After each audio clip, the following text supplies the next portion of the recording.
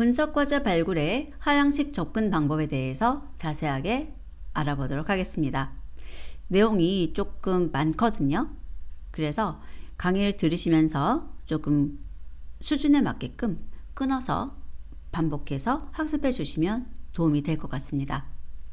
자, 하향식 접근 방식 탑다운 어프로치의 데이터 분석 기획 단계 보시게 되면 가장 먼저 문제 탐색, 다음에 문제 정의, 해결 방안 탐색, 타당성 검토 순서인데요.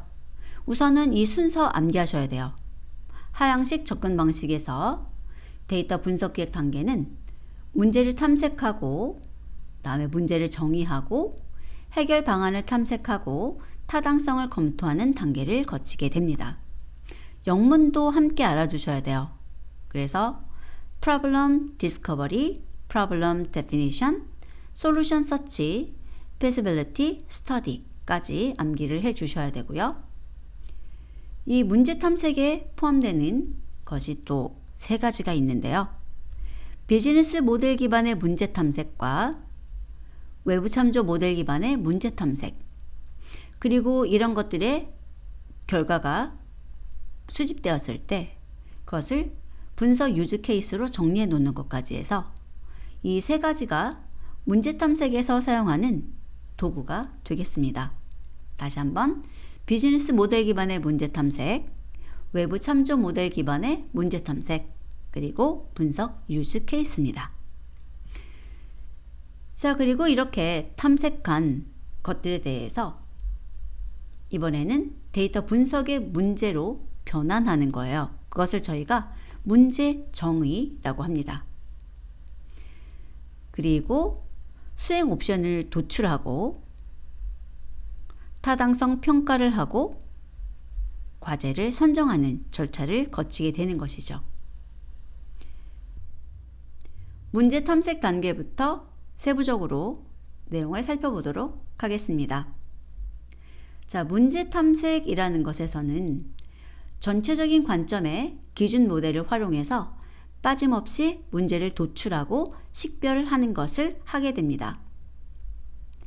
과제 발굴 단계에서는 세부적인 구현 및 솔루션에 중점을 두는 것이 아니라 문제를 해결함으로써 발생하는 가치에 중점을 두는 것이 중요하고요. 이 문제 탐색 단계에서 사용할 수 있는 도구에는 비즈니스 모델 기반의 문제 탐색과 외부 참조 모델 기반의 문제 탐색, 그리고 그 탐색한 것에 대해서 잘 정리해두는 분석 유즈 케이스 정의가 있습니다.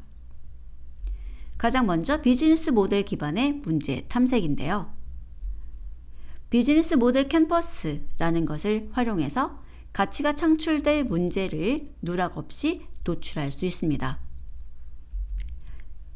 이 비즈니스 모델 캔버스라는 것은 기업의 사업 모델을 도식화한 건데요.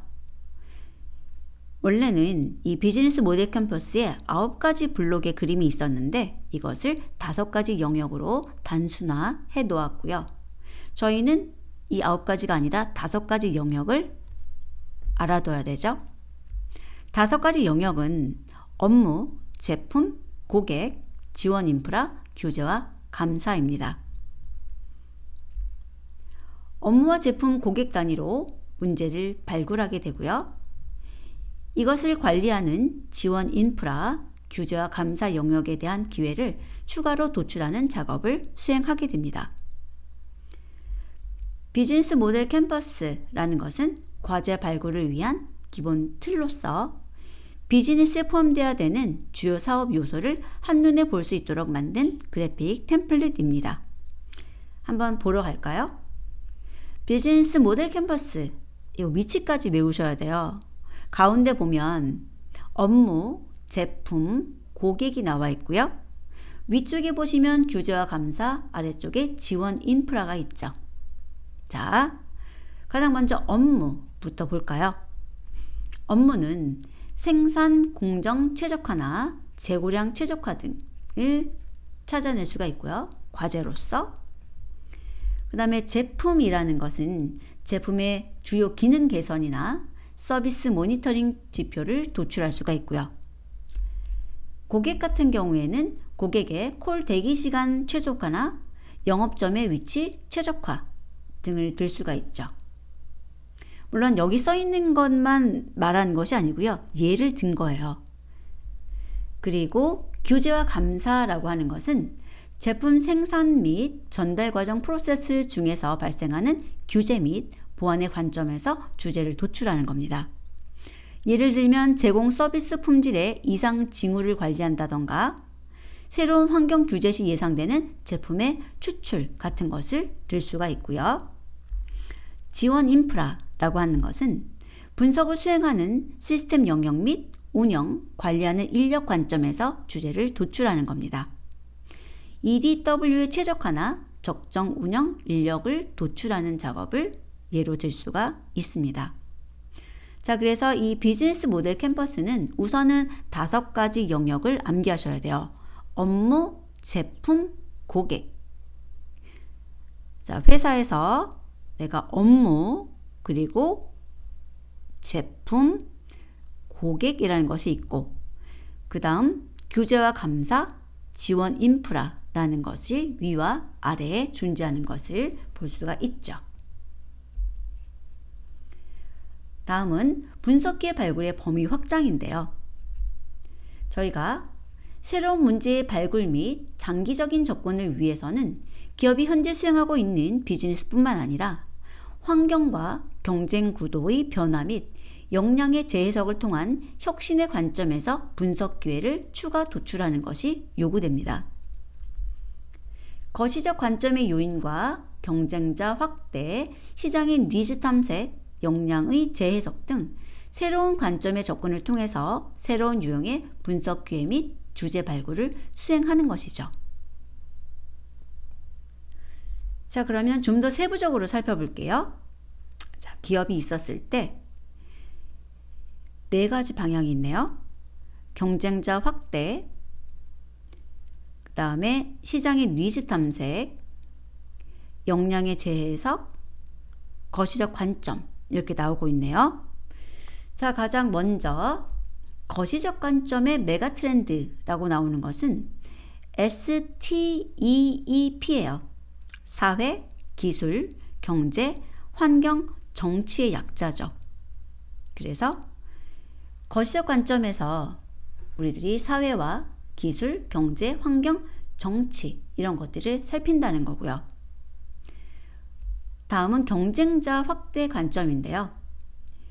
대체제, 경쟁자, 신규 진입자를 살피는 것이고, 시장의 니즈 탐색은 고객이죠. 소비자. 그래서 고객과 채널, 역량자들에 대해서 탐색을 하는 것이고요.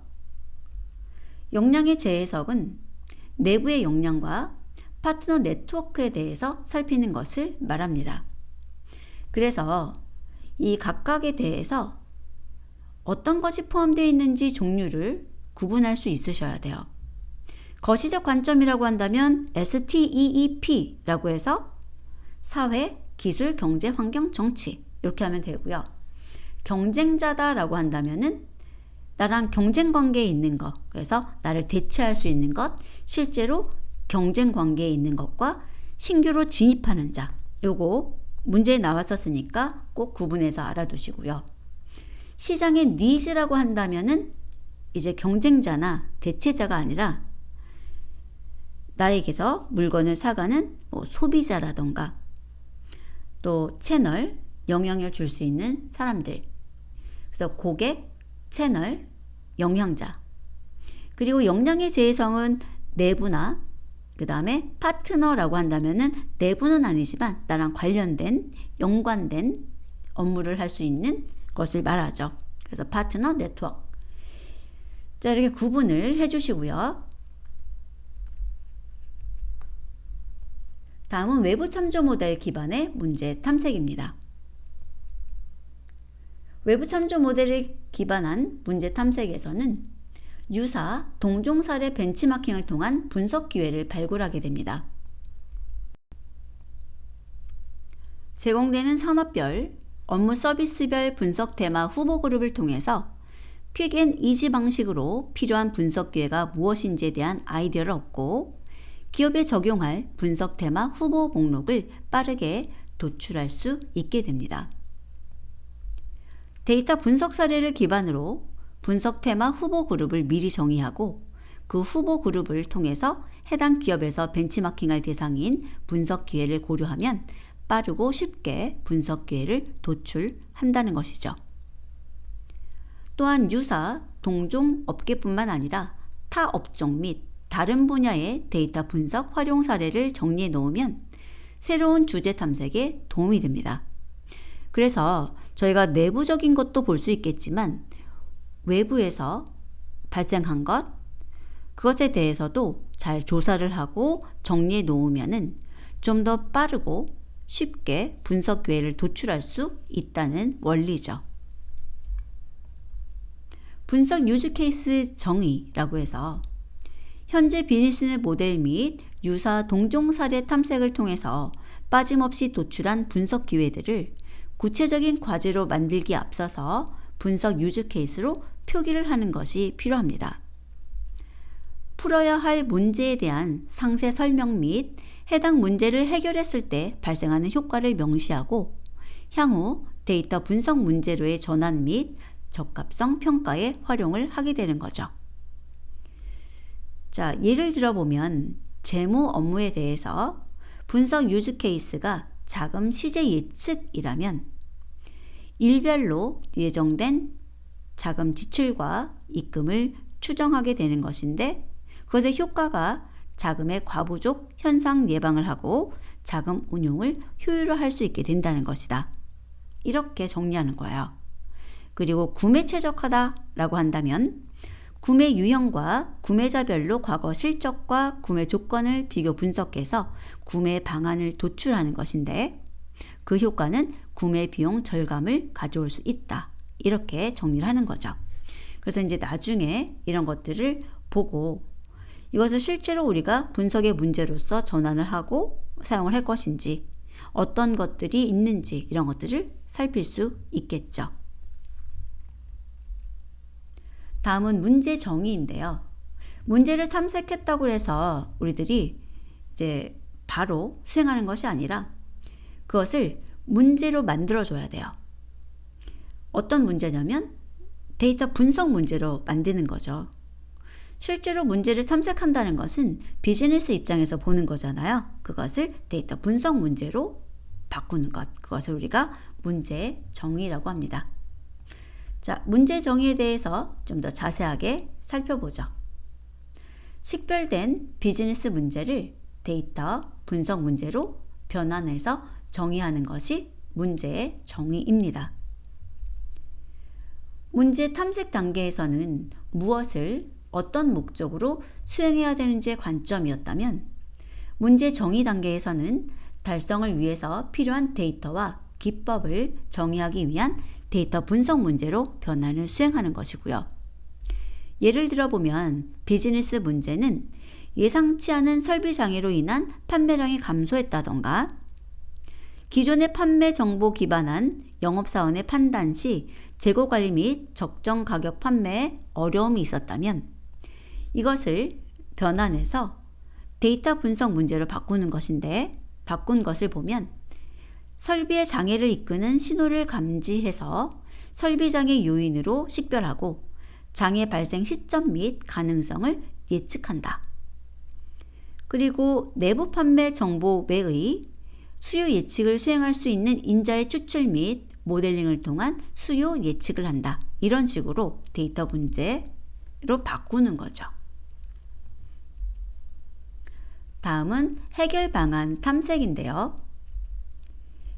이것은 어떤 데이터 또는 분석 시스템을 사용할 것인지 검토하는 단계입니다.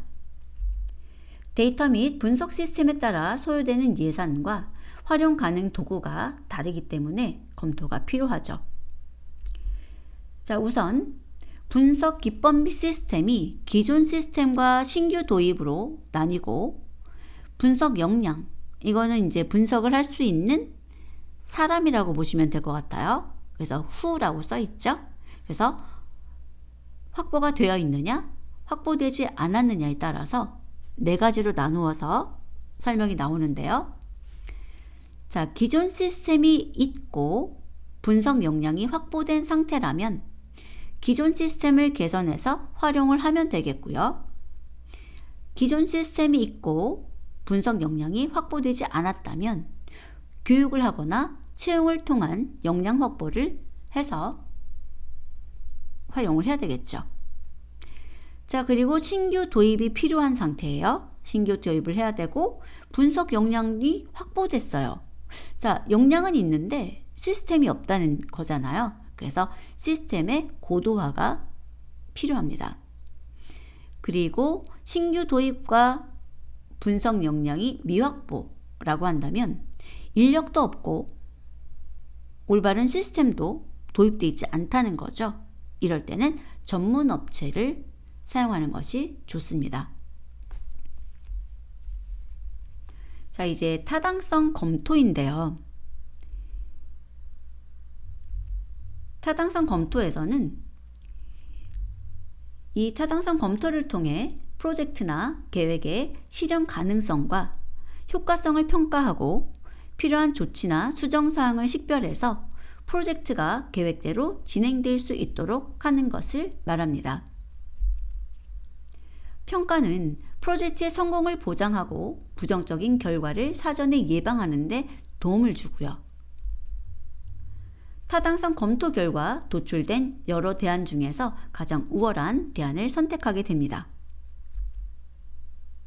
도출한 데이터 분석 문제 및 선정된 솔루션 방안을 포함해서 분석과제 정의서 형태를 명시하는 후속 작업을 시행하고 프로젝트 계획 수립의 입력물로 활용할 수 있습니다. 즉, 여기서는 분석과제 정의서라는 것을 좀 알아두셔야 되고요. 타당성 검토는 크게 경제적인 타당성이라는 것하고 데이터 타당성, 기술적 타당성 이렇게 세 가지로 나누어서 이야기할 수 있는데요. 먼저 경제적 타당성이라는 것은 비용 대비 편익 분석 관점의 접근이에요. 비용이라고 한다면 데이터와 시스템, 인력, 유지보수 등과 같은 분석 비용으로 구성되고요. 편익이라고 한다면 분석 결과를 적용함으로써 추정되는 실질적인 비용 절감, 또 추가적인 매출과 수익 등과 같은 경제적인 가치 발생을 이야기합니다. 자, 그리고 데이터 타당성과 기술적 타당성인데요. 데이터 타당성이라는 것은 데이터의 존재 여부죠. 그리고 기술적 타당성이라는 것은 분석 시스템 환경이나 분석 역량 확보 방안 사전 수립이 해당하는 것인데, 프로젝트가 필요로 하는 기술 및 리소스의 유무와 가용성 검토, 또 기술적인 측면에서의 어려움이나 제약사항이 있는지 확인하고 프로젝트를 수행하기 위한 기술적 조건이 충족되는지를 평가하게 됩니다. 자, 이렇게 해서 하향식 접근 방법을 모두 살펴보았는데요. 위에 나와 있는 문제 탐색부터 타당성 검토까지 순서 반드시 암기해 주시고요. 각각에서 특히 이 문제 탐색에서 굉장히 많은 내용들이 나왔죠. 내용들 잘 알아두셔야 되고, 문제 정의에 대해서는 비즈니스 문제를 데이터 분석의 문제로 변환한다. 이게 가장 중요한 내용이고요. 그 다음에 해결 방안 탐색, 그리고 타당성 검토라는 것에 대해서는 여기 써 있는 내용들을 그냥 몇 번만 읽어주시면 좋을 것 같아요. 이렇게 마무리하겠습니다. 문제를 풀이해 보도록 하겠습니다. 다음 중 하향식 접근법의 데이터 분석 기획 단계는, 순서 꼭 암기하시라 그랬죠? 자, 순서 보면은 problem discovery부터 problem definition, solution search, feasibility study 이렇게 4개의 단계이고요. 영문하고 또 한글로 2개 다 잘 알아두셔야겠습니다. 자, 여기서는 가장 처음에 디스커버리부터 나오는 거죠. 1번이 답이 되는 것이고요. 2번 하향식 접근 방식의 문제 탐색 단계에 대한 설명으로 옳지 않은 것은, 꼭 이런 데 동그라미 치셔야 돼요. 첫 번째 보면 비즈니스 모델 틀, 이 틀이 캠퍼스죠. 비즈니스 모델 틀을 활용하여 가치가 창출될 문제를 누락 없이 도출할 수 있고, 환경과 경쟁 구도의 변화, 역량의 재해석을 통해 분석 기회를 추가 도출할 수 있죠. 그리고 외부 참조 모델 기반의 문제 탐색을 수행하고요. 분석 유즈 케이스보다 새로운 이슈 탐색이 우선한다 그랬는데, 저희 문제 탐색 단계에서 비즈니스 모델 기반의 문제 탐색, 외부 참조 모델 기반의 문제 탐색과 분석 유즈 케이스 정의라는 것이 있었어요. 그래서 여기에 있는 분석 유즈 케이스보다 새로운 이유 탐색이라고 했는데 이게 틀린 거죠. 분석 유즈 케이스 정의라는 것을 하게 되는 것입니다. 답은 4번이고요. 또 그것 외에도 새로운 문제의 발굴 및 장기적인 접근을 위해서 기업이 현재 수행하고 있는 비즈니스뿐만 아니라 환경과 경쟁 구도의 변화 및 역량의 재해석을 통한 혁신의 관점에서 분석 기회를 추가 도출하는 것이 요구된다. 이게 두 번째 있는 내용이죠. 3번, 다음 내용의 빈칸에 공통으로 들어갈 알맞은 용어는 현재의 비즈니스 모델 및 유사 동종 사례 탐색을 통해서 빠짐없이 도출한 분석 기회들을 구체적인 과제로 만들기 전에 무엇으로 표기하는 것이 필요하다. 풀어야 할 문제에 대한 상세 설명 및 해당 문제를 해결했을 때 발생하는 효과를 명시함으로써, 이거 기억나세요? 내가 풀어야 될 문제에 대한 설명과 그것을 해결했을 때 발생하는 효과를 명시했던 것에 예를 들어드렸는데, 자, 계속 볼까요? 향후 데이터 분석 문제로의 전환 및 적합성 평가에 무엇을 활용하도록 한다? 자, 분석 유즈 케이스였죠. 비즈니스 모델 기반의 문제 탐색과 외부 참조 모델 기반의 문제 탐색을 통해 도출한 분석 기회들을 구체적인 과제로 만들기에 앞서서 분석 유즈 케이스로 표기하는 것이 필요하다라고 했었죠. 4번, 암기 부탁드렸었어요. 비즈니스 모델 캠퍼스에 5가지 영역, 2글자 돼 있는 거 3가지 있었고 5글자 있는 거 2가지가 있었어요. 그게 누구냐면 업무, 제품, 고객, 그리고 규제와 감사, 지원 인프라죠. 자, 그래서 업무, 제품, 고객, 지원 인프라, 규제와 감사 써 있는 것을 보면 1번에 나와 있는 것 볼 수 있습니다. 5번, 다음 중 하향식 접근 방식의 문제 탐색 도구로 옳지 않은 것은 3가지였죠. 비즈니스 모델 기반 문제 탐색, 외부 참조 모델 기반 탐색, 그 다음에 분석 유즈 케이스. 탐색적인 문제 발견, 이 내용이 없었습니다. 다음 중 비즈니스 모델 관점 이외의 경쟁자 확대 관점의 영역으로 옳지 않은 것은, 자, 분석 기회를 발굴하는 범위 확장에 있어서는 거시적인 관점, 경쟁자 확대 관점, 시장의 니즈, 그 다음에 역량의 재해석이라는 것이 있었죠. 각각 살펴보게 되면 거시적인 관점이다, 메가 트렌드 이래서 나온 게 STEEP, 사회, 기술, 경제, 환경, 정치의 약자죠. 그리고 경쟁자 확대라는 것이 대체제, 경쟁자, 신규 진입자라는 것이 있었고, 시장의 니즈 관련한 것이 고객, 소비자와 채널, 역량자의 영역이 있었고, 역량의 재해석에 내부 역량 영역과 파트너 네트워크 영역이 있었습니다. 자, 그럼 여기서 경쟁자 확대 관점의 영역이 아닌 것 하니까 바로 소비자죠. 아니, 경쟁자하고 소비자는 완전히 다른 개념이에요. 7번, 다음 내용의 빈칸에 들어갈 알맞은 용어는 식별된 비즈니스 문제를 데이터의 문제로 변환해서 정의하는 단계이다. 여기까지만 봐도 벌써 답이 보이시죠? 하지만 답을 바로 적지 않고 좀 더 읽어볼게요. 앞서 수행한 문제 탐색의 단계가 앞서 수행한 문제 탐색의 단계라고 하면은 문제 탐색 다음에 나오는 것이라는 거죠. 또 답이 보여요. 하지만 조금 더 읽어볼까요? 무엇을 어떤 목적으로 수행해야 하는지에 대한 관점이었다면 이 단계에서는 이를 달성하기 위해서 필요한 데이터 및 기법을 정의하기 위한 데이터 분석의 문제로의 변환을 수행하게 된다. 자, 여기는 식별된 비즈니스 문제를 데이터의 문제로 변환해서 정의한다. 요것만 보더라도 나오게 되죠. 문제 정의 단계. 자, 그래서 여러분들이 학습을 하실 때 이러한 지문들을 끝까지 다 읽어보세요.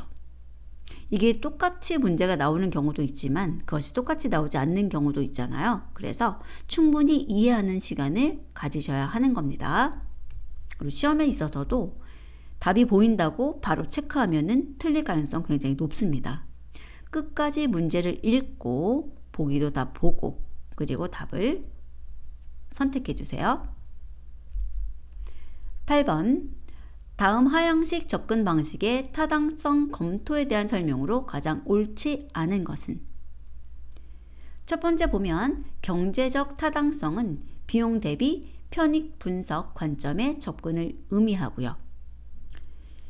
두 번째 기술적 타당성은 분석 역량 확보 방안을 사전에 수립하지 않는다 라고 했는데 반대로 설명해 놨죠. 기술적 타당성 평가에서는 분석 역량 확보 방안을 사전에 수립하게 됩니다. 답은 2번이고요. 빅데이터 프로젝트 추진 시 신뢰할 수 있는 데이터 확보와 분석 역량에 대한 주요 장애 요소를 예방하는 데 도움을 준다고 할 수가 있고요. 타당성 검토 결과 도출된 여러 대안 중에서 가장 우월한 대안을 선택하죠. 9번 다음 중 하향식 접근법의 타당성 검토 단계에 해당하지 않는 것은? 세 가지 있었죠. 경제적인 타당성이 있었고 데이터 타당성과 기술적인 타당성이 있었습니다. 세 가지 경제적, 데이터, 기술적 타당성이고요. 3번에 절차적 타당성이 없었습니다.